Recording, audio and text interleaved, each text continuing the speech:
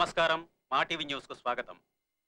తనకు కాబోయే భర్తని నక్సల్స్ అన్యాయంగా చంపేశారని, తనకు న్యాయం జరగాలని శాంతి అనే యువతి ఉద్యమం చేస్తుండగా ప్రభుత్వం మారిన నేపథ్యంలో నక్సల్స్ తో చర్చలకు నూతన ప్రభుత్వం తెరతీసింది.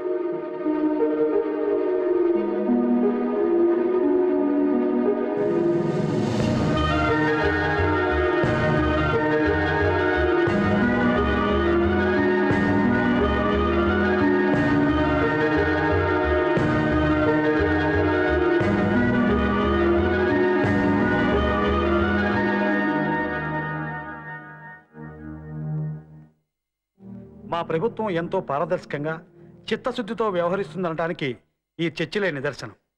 మీరు ఆయుధాలు వదిలేసి రాష్ట్రంలో శాంతిని నెలకొల్పి జనజీవన స్రవంతిలో కలిసిపోవాల్సిందిగా కోరుతున్నాను.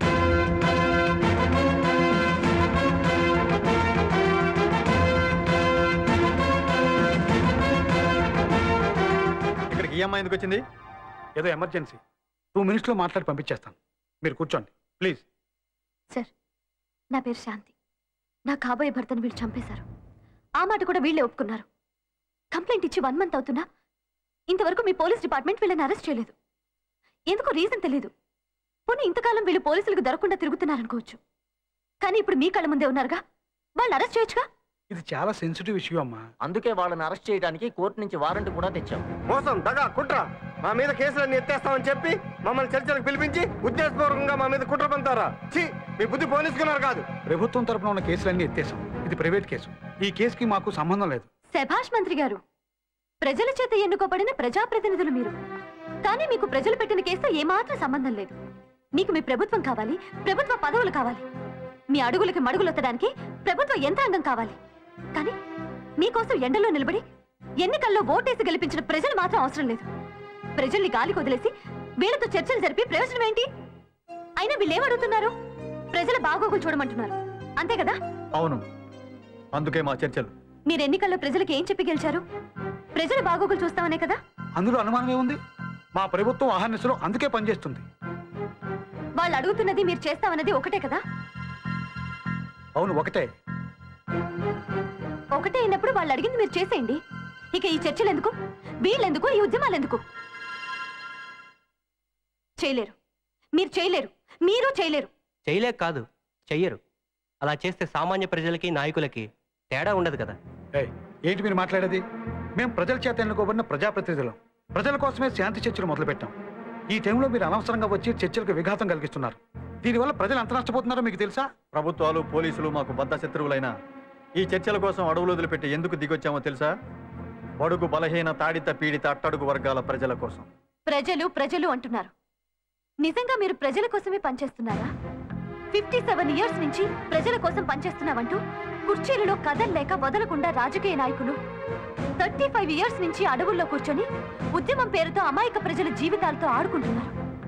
ఎంతసేపు మీ అధికారాల కోసం కొట్టుకు చస్తున్నారు తప్పితే ప్రజల గురించి ఒక్క క్షణమైనా ఆలోచిస్తున్నారా?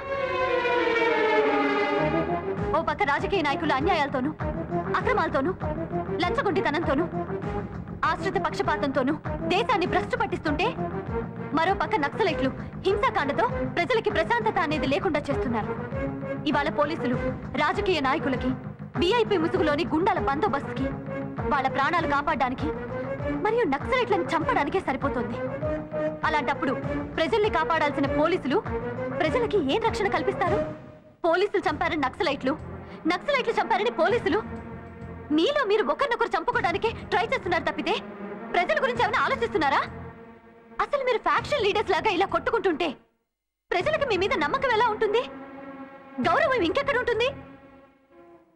ప్రజలు మమ్మల్ని ఎన్నుకున్నారని ఆయన అంటున్నారు, ప్రజలు మమ్మల్ని నమ్ముతున్నారని మీరంటున్నారు. కానీ మీ వెనక ఎంతమంది ప్రజలున్నారు? ప్రజలు మా వెనకే ఉన్నారని మాయ మాటలు చెప్పి ప్రజలు మోసం చేయకండి. ప్రజలు ప్రజలు అని పదే పదే వల్ల వేస్తూ ప్రజలు వంచన చేయకండి. ఇంకా ఎంతకాలం ఇలా ప్రజలు మోసం చేస్తారు? ఏంటి చిన్న ఇష్యూని బట్టి ఓ రచ్చ చేస్తున్నావు? మేమేదో మోసం చేసినట్టు దగ్గర రెచ్చిపోయి మాట్లాడుతున్నావు. నేను తలుచుకుంటే ఏం జరుగుతుందో తెలుసా? ఏం జరుగుతుంది సార్? అమ్మాయి వారెంట్తో వచ్చింది. అనవసరంగా ఆర్గ్యుమెంట్ చేసి ఇష్యూ పెద్ద చేయలేదు. ఏం చేయమంటావయ్యా? ఇతోటి మాట్లాడకపోతే వీక్ అయిపోం. చూడండి మేడం, మీ ఆర్గ్యుమెంట్ కరెక్టే కావచ్చు, కానీ ఒక్క విషయం ఆలోచించండి. ప్రభుత్వం ఇప్పుడు వీళ్లతో శాంతి చర్చలు జరపడానికి సిద్ధంగా ఉంది. ఇలాంటి పరిస్థితుల్లో మీరు వచ్చి అరెస్ట్ చేయమంటే ఎలాంటి పరిణామాలకు దారితీస్తుందో ఊహించడం కష్టం. అయితే మీరు ఏ శాంతి కావాలని కోరుకుంటున్నారో దాన్ని వదిలేస్తున్నారు. దాని మూలంగా రాష్ట్రం మొత్తం తగలబడిపోయే ప్రమాదం ఉంది. అలాగని వీళ్ళని అరెస్ట్ చేయకపోతే ప్రభుత్వం కోర్టు ధిక్కారం కేసు కింద నేరం చేసినట్టు అవుతుంది. అప్పుడు కూడా రాష్ట్రం తగలబడిపోతుంది. So what? ఒక్క నిమిషం ఆలోచించండి. పరిస్థితిని అర్థం చేసుకోవడానికి ప్రయత్నించండి. అరెస్టు చెయ్యాలా మానాలా అన్నది మీ డెసిషన్ మీద ఆధారపడింది. పంతాలు పగలు కాదు నాకు ముఖ్యం. తప్పు చేసిన వాళ్ళకి శిక్ష పడాలి. ఈ దేశంలో అందరూ శాంతియుతంగా బతకాలి. That's all. దానికి మీరే ఒక సొల్యూషన్ చెప్పండి. నాదే ఉంది. ప్రజలు మీ వెనకాలే ఉన్నారని చెప్తున్నారు కదా. మీ మాటల్లో నిజం ఉంటే, మీరు ప్రజల కోసమే పనిచేస్తూ ఉంటే, మీరు చెప్పే ప్రజల్లోకి రండి.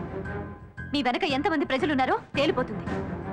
ప్రజలు మీరు చేసింది కరెక్ట్ అంటే నోరు మూసుకొని నా దారి నేను వెళ్ళిపోతాను. లేదంటే ఏం చెయ్యాలో రేపు ఉదయం ప్రజలే నిర్ణయిస్తారు.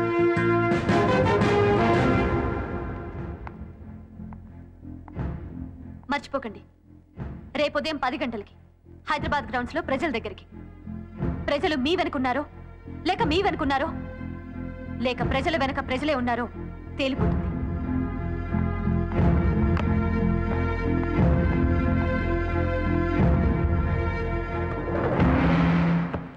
హోమ్ మినిస్టర్ గారు, నక్సలైట్లతో సహా ప్రజల సమక్షంలోకి రమ్మని శాంతి మీకు సవాల్ విసిరింది. దీని పట్ల మీ స్పందన ఏమిటి? మేము ఈ రోజు ప్రజల్లోకి రావటం ఏమిటి?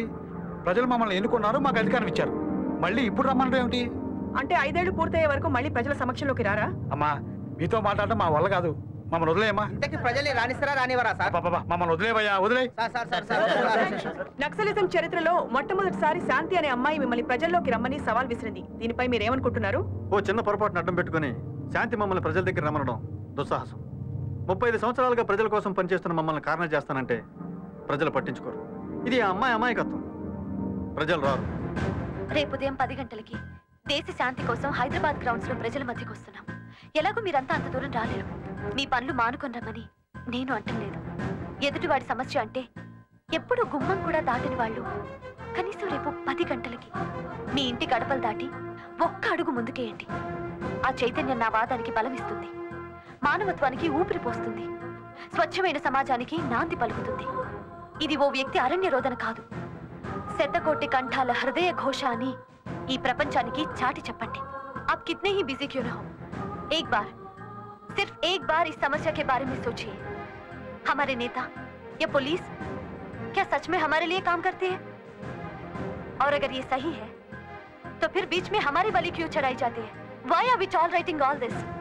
Please, for once, think. And if you believe that I'm talking sense, and if you want to form a new society where there's no corruption, no atrocities, no injustice, no dacoities, and if we want to live peacefully, please support me. SP గారు, నిజంగా అమ్మాయి పిలుపుకు రేపు జనం రారంటారా? డౌటే లేదు sir. మీరు అనవసరంగా టెన్షన్ పడుతున్నారు. ఆఫ్టర్ ఆల్ ఒక అమ్మాయి పిలిస్తే వచ్చేయడానికి పబ్లిక్ని ఏమనుకుంటున్నారు సార్? ఎట్టి పరిస్థితుల్లోనూ రారు. వాళ్ళకంత తీరిక ఓపిక అస్సలు లేదు. మతాల పేరుతోనో, ప్రాంతాల పేరుతోనో, ఫ్యాక్షన్ల పేరుతోనో, విప్లవాల పేరుతోనో జరుగుతున్న మారణ హోమాలు ఇక ఆగవా? అమాయకులు సమిధలైపోతున్న ఈ చీకటి చరిత్రకు అసలు ముగింపంటూ లేదా? పరిసెలు, గండ్రగొడ్డళ్లు, ఆర్డీఎక్స్లు, తుపాకీ తూటాలు శాంతిని పుట్టిస్తాయా?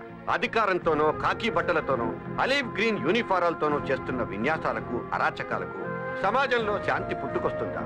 శాంతి కోసం ఇక్కడో శాంతి పోరాటం చేస్తోంది. ఈ సబల తానే ఓ శక్తిగా మారి పరిస్థితులకు ఎదురీది శాంతి కోసం శంఖారావాన్ని పూరిస్తోంది. ఈ శాంతి పిలుపు రేపు జనం స్పందిస్తారా? ఆలోచించాల్సిందే. శాంతి పిలుపుకి స్పందించి జనం వస్తారంటారా? ఆ అమ్మాయి పిలుపుకి స్పందించాల్సింది నిజమే, కానీ ఈ రోజుల్లో ఎవరు వస్తారు? సింపతి అయితే ఉంది కానీ జనాలు వాళ్ళ పనులు మానుకొని మీటింగ్ రారు. మానుకొని ఎవరు వస్తారండి?